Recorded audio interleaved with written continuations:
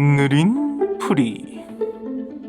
네, 느린풀이에 오신 여러분들을 환영합니다. 2024학년도 6월 평가원 화학 1 같이 한번 풀어보도록 하겠습니다. 자, 1번은 언제나 물질에 대한 이야기를 하고 있습니다. 물질에 대한 이야기 할 때 항상 뭐가 나온다 그랬죠? 탄소화합물 물어보고요. 그 다음에 곁가지로는 항상 산염기가 나온다고 했습니다. 자, 개념부터 짚고 넘어가자면 탄소화합물은 간단합니다. 탄소화합물이거든요. 탄소랑 그냥 다른 원자들끼리 결합만 되어 있으면 탄소화합물이라고 우리 불러줄 수가 있습니다. 자, 그 다음에 산염기는 무엇이냐? 산염기는 산은 H+를 내놓는 친구고요, 염기는 OH-를 내놓는 친구다. 요 정도 개념만 가져가 주시면 좋을 것 같습니다. 자, 그러면 기억부터 같이 한번 보겠습니다. 자, 기억은 탄소화합물이다. 사실상 여기 뒤에 있는 내용은 거의 필요가 없죠. 탄소화합물 정의가 아까 어떻게 됐죠? 탄소랑 다른 원자 합치면 된다고요. 에센, 탄소랑 다른 원자예요. 탄소화합물이겠죠? 네, 그래서 기억 맞았습니다. 자, 그 다음에 니은을 보시면 물에 녹이면 염기성 수용액이 된다라고 했는데, 자, 이름부터 뭐예요? 이름부터 아세트 산, 아세트 산입니다. 아세트 산이기 때문에 산성이에요. 정확히 말하면 이렇게 분해된다고 이야기할 수 있습니다. 제가 이 이유를 3월, 4월에도 설명을 드리긴 했는데 한 번 더 못 보신 분들을 위해서 한 번 더 설명을 드리면 구조가 이렇게 생겼습니다. CH3가 달려있고요, 그 다음에 C가 있고 이중결합으로 O, 그 다음에 OH 이렇게 달려있거든요. 자, 사람들이 물어봐요. 이 OH가 떨어지면 되는 거 아니냐고. 근데 이 OH가 떨어진다면 생각해보세요. C는 결합선이 4개여야 되거든요. 그러면 결합선 여기 하나 가볼까요? 그러면 이 친구가 5개가 돼요. 그럼 여기가 안 되겠죠? 그럼 여기로 가볼까요? 산소는 결합선이 2개일 때 안정합니다. 그렇기 때문에 또 안 돼요. 이런 문제가 생기기 때문에 H만 떨어지는 겁니다. 이해되셨나요? 그래서 H만 떨어져서 바로 산성이 된다, 이렇게 이해를 해주시면 좋을 것 같습니다. 그래서 염기성이 아니라 산성이 되는 겁니다. 니은 틀렸습니다. 자, 그 다음에요, 디귿, 기화되는 반응은 흡열 반응이다 라고 이야기를 하는데, 우리 여기서 힌트가 주어졌습니다. 어떤 힌트냐면 피부를 닦으면 에탄올이 기화되면서 피부가 시원해진다. 자, 시원해진다는 것은 온도가 낮아진다는 뜻이죠. 화학에서는요, 반응이 일어나는 무대가 있습니다. 이 무대와 이 주변이 있거든요. 우리는 이 무대를 뭐라고 불러주냐면요, 계라고 불러줘요. 시스템. 그 다음에 이 주변을 뭐라고 불러주냐면 주위라고 불러주고요, 서라운드라고 불러주기도 합니다. 자, 이랬을 때 두 가지 형태가 존재하거든요. 어떤 형태냐면 발열과 흡열입니다. 발열은 말 그대로 열을 발산하는 거예요. 즉, 화학 반응이 일어나고 있는 무대, 계에서 열을 발산시켜요. 자, 그 의미는 뭐가 되죠? 이 주변에서 측정할 때에는 열을 받고 있는 거잖아요. 즉, 온도가 올라가고 있는 겁니다. 그래서 발열일 때는 온도가 올라가는 겁니다. 반대로 흡열일 때는 어때요? 흡열일 때는 반응이 일어나고 있는 무대에서 열을 흡수해버려요. 그러면 이 주변 입장에서는, 주위 입장에서는 어때요? 열을 뺏기고 있는 상태죠. 열을 빼앗겼기 때문에 온도가 낮아집니다. 온도가 낮아지는 상황이 발생해요. 자, 그랬을 때 기화되면서 피부가 시원해진다고 얘기했잖아요. 즉, 온도가 낮아지고 있다고요. 그러면 이 반응이 일어나고 있는 무대에서는 열을 흡수해서 열을 뺏고 있는 중이겠죠. 그렇기 때문에 흡열 반응이 되는 겁니다. 그래서 디귿 맞았습니다. 그럼 정답 뭐가 되죠? 정답은 3번이 되겠네요. 다음으로 넘어갑니다. 자, 2번입니다. 화학결합 모형도 항상 나오는 유형 중에 하나죠. 화학결합 모형. 그림이 너무 작으니까 키워서 한번 보도록 할게요. 자, 이렇게 되면 커졌죠. 자, 지금 양이온인 친구들을 먼저 봐줄 건데요. 양이온인 친구들 보니까 두 번째 전자 껍질에 하나, 둘, 셋, 넷, 다여, 일곱, 여덟, 하나, 둘, 셋, 넷, 다여, 일곱, 여덟인 걸 보니까 이 친구들 뭐예요? 전자 2개 뺏겨서 2 플러스, 전자 1개 뺏겨서 플러스거든요. 전자 껍질이 하나 더 있었습니다. 그래서 얘는 전자가 2개 있었고요, 이 친구는 전자 껍질이 있어서 전자 1개가 있었네요. 반대로 우리 음이온인 친구들을 보니까 마이너스 2, 마이너스 1이죠. 이 친구들은 원래 전자 2개 빌려온 겁니다. 그 다음에 D는 전자 1개 빌려온 거예요. 자, 그 말은 무슨 말이에요? A랑 C는 3주기예요. B랑 D는 2주기입니다.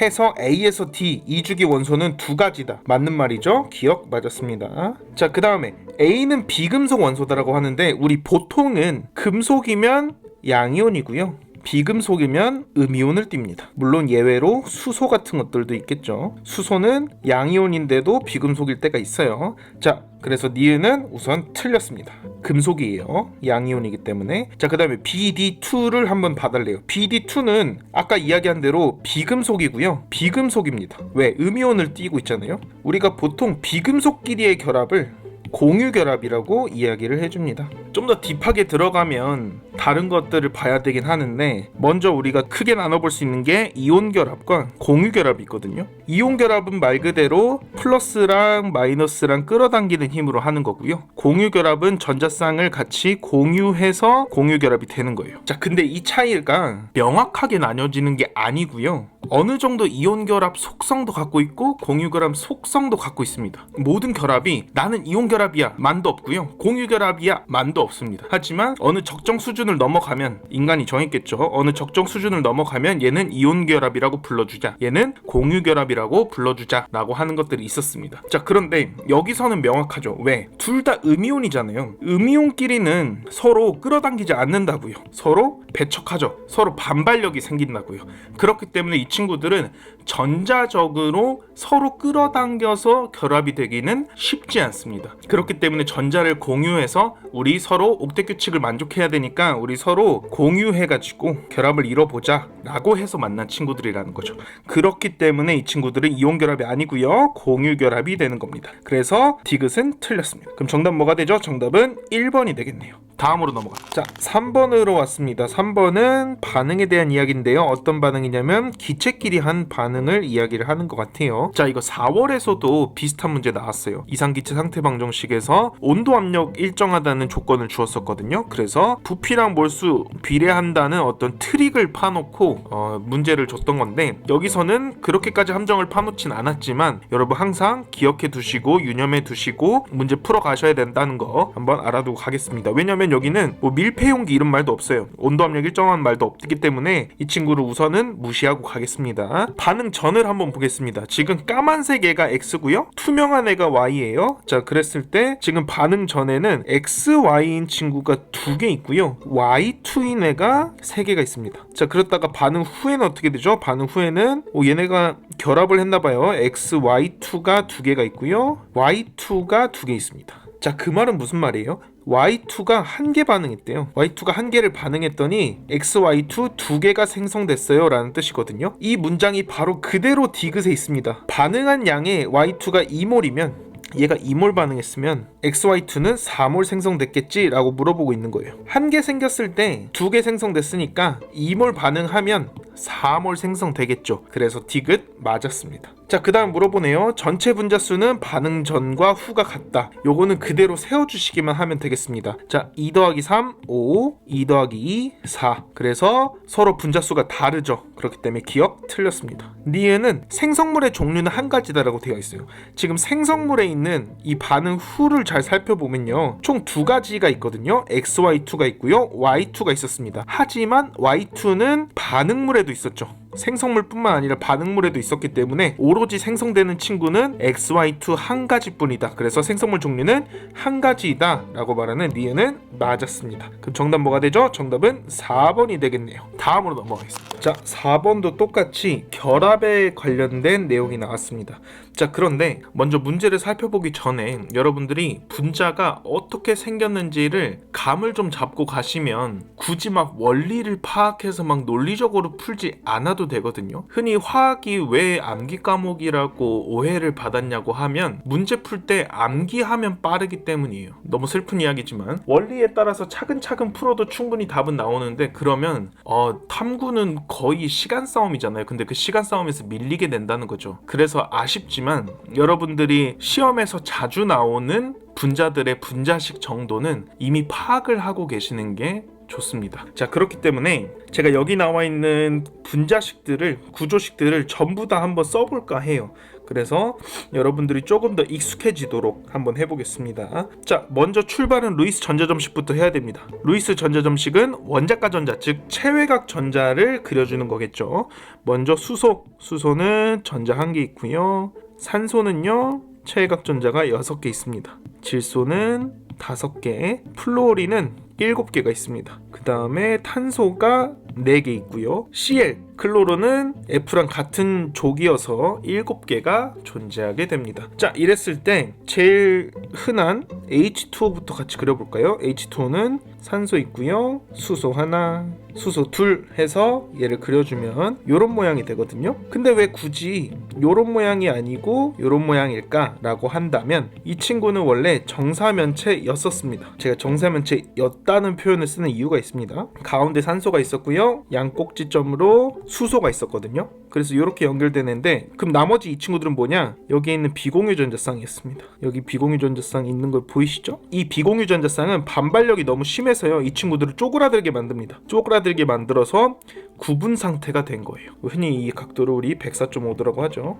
아무튼 그래서 물은 이렇게 생겼다 라고 얘기를 해주시면 될 것 같아요. 이렇게 직선형이 아닙니다. 자, 그 다음에 나오는 게 NH3가 있네요. NH3 이 친구도 똑같습니다. 이렇게 생겼는데요, 이 친구 삼각형 아닙니다. 이 친구도 똑같이 정사면체에 놔두는 거예요.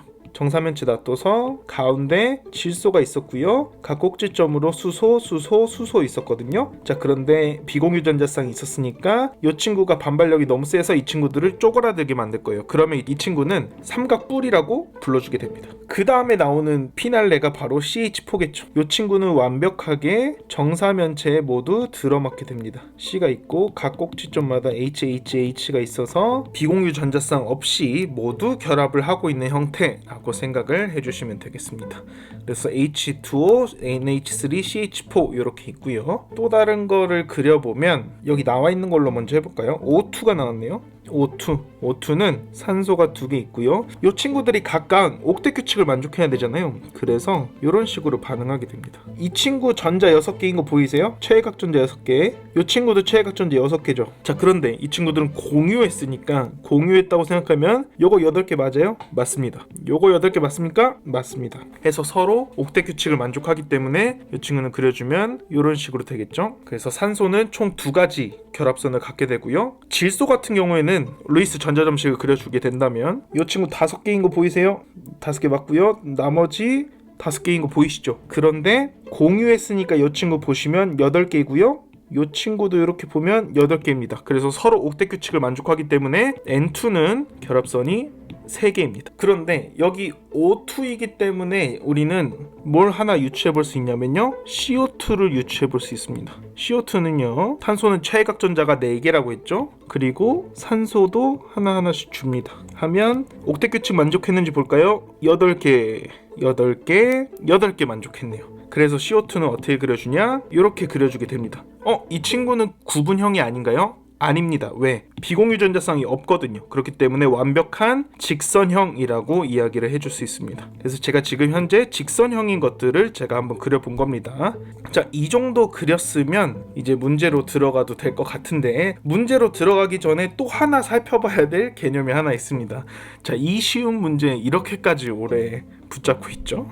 극성 공유결합이라는 표현입니다. 그 다음에 다른 말로, 이거 반대되는 말 말고 다른 말로 극성이라는 말도 존재합니다. 사실 이 친구는 뒤에 분자가 생략된 거예요. 자, 이 친구들을 구별하기 위해서는 어떤 걸 봐야 되냐면 결합 분자, 즉 뒤에 있는 말을 봐야 합니다. 그렇기 때문에 우리가 가장 예시로 많이 들 수 있는 건 이 친구입니다.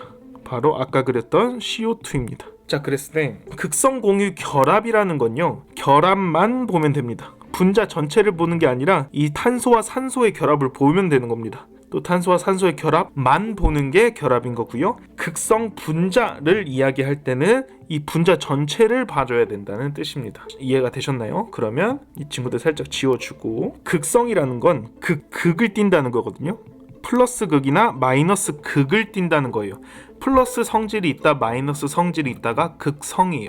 자, 그런데 탄소랑 산소 중에 우리 흔히 얘기하는 전기 음성도 차이를 이야기하게 되거든요. 전기 음성도란 무엇이냐? 전자를 끌어당기는 정도예요. 자, 그럼 전자를 끌어당기는 정도는 누가 클 것 같아요? 그냥 직관적으로 생각했을 때, 우리가 아직 딥하게 들어가지 말고 직관적으로 생각했을 때는 전자를 누가 더 잘 끌어당기겠어요? 양성자가 많은 애들이 잘 끌어당기겠죠. 왜? 전자가 마이너스니까. 자, 그랬을 때 탄소랑 산소 그냥 직관적으로 비교해 볼까요? 산소는요, 양성자가 8개 있고요, 탄소는 6개 있습니다. 누가 더 양성자가 많아요? 산소가 더 많아요. 그러면 산소가 여기 결합해 있는 전자쌍을 더 잘 끌어당깁니다. 즉 탄소랑 산소랑 서로 동일하게 공평하게 공유한 것 같지만 사실상 산소가 더 많이 끌어당기고 있다고요. 즉 극을 띠게 돼요. 얘가 아주 살짝 마이너스를 띠게 되고요. 얘가 아주 살짝 플러스를 띠게 됩니다. 제가 아주 살짝이라고 표현하는 이유가 있습니다. 완전히 산소한테 간 건 아니에요. 하지만 산소가 굉장히 많이 끌어당겨서 살짝 마이너스가 되어 있는 상태예요. 그래서 이 상태를 우리가 뭐라고 불러주냐면 극성을 띄었다라고 이야기를 해주는 거예요. 자, 그럼 이 결합만 봤을 때 여러분 극성을 띄고 있나요? 네, 띄고 있죠. 아주 살짝 마이너스를 띄고 있다고 했잖아요. 그래서 극성 공유 결합은 이런 경우를 의미합니다. 아직 이해가 안 가신다면 무극성이랑 비교해 볼 수 있을 것 같아요. 무극성 공유 결합. 자, 그럼 이 친구는 무슨 뜻이 될까요? 극을 서로 안 띄어야 되죠. 극을 서로 안 띄는 경우 이런 경우 있습니다. 자, 여기 있는 전자쌍을 누가 더 잘 끌어당길까요? 똑같겠죠. 서로 줄다리기를 했을 때 서로 똑같은 힘으로 끌어당기니까 이 친구들은 무승부예요. 즉 극을 띌 수가 없어요. 누가 조금 더 마이너스고 누가 조금 더 플러스인지를 우열을 가를 수가 없어요. 그렇기 때문에 이 친구는 뭐예요? 무극성 공유 결합이 됩니다. 자, 이 설명 되게 어렵죠. 이 설명이 어렵기 때문에 그냥 대충 뭐라고 가르치면 되냐면 극성 공유 결합은 서로 다른 원자랑 결합한 거라고 이해해 주시면 됩니다. 왜? 애초에 다른 원자랑 결합하면 줄다리기에서 누군가는 이기고 누군가는 질 테니까요. 그런데 같은 원자랑 결합하면요, 같은 원자랑 결합하면 서로 줄다리기 힘이 똑같아서 무승부가 난다고요. 그래서 이 친구들은 무극성 공유 결합이 되는 거예요. 그래서 극성 공유 결합은 다른 원자랑 결합한 거예요. 자, 이 문제로 다시 돌아가 볼까요? 극성 공유 결합이 있는 분자는 모두 극성 분자이다 라고 가설을 세우고 탐구를 했어요. 자, 그랬을 때 극성 공유 결합이 있는 분자들만 실험을 했겠죠. 그런데 여기 보니까 무극성인 애들이 있어요. 무극성 공유 결합을 한 친구들이 있어요. 이 친구들 지워줍니다. 1번, 2번, 4번은 절대로 답이 될 수 없어요. 왜? 극성 공유 결합이 있는 애들만 가지고 실험을 했었어야죠. 이 친구들은 무극성 공유 결합이니까요. 이 친구들은 탈락이 되게 됩니다. 자, 다시 개념으로 돌아온다면 그러면 극성 분자는 뭐예요? 라고 물어볼 수 있단 말이에요. 이 극성 분자는 분자 전체적으로 봐야 된다고 했죠.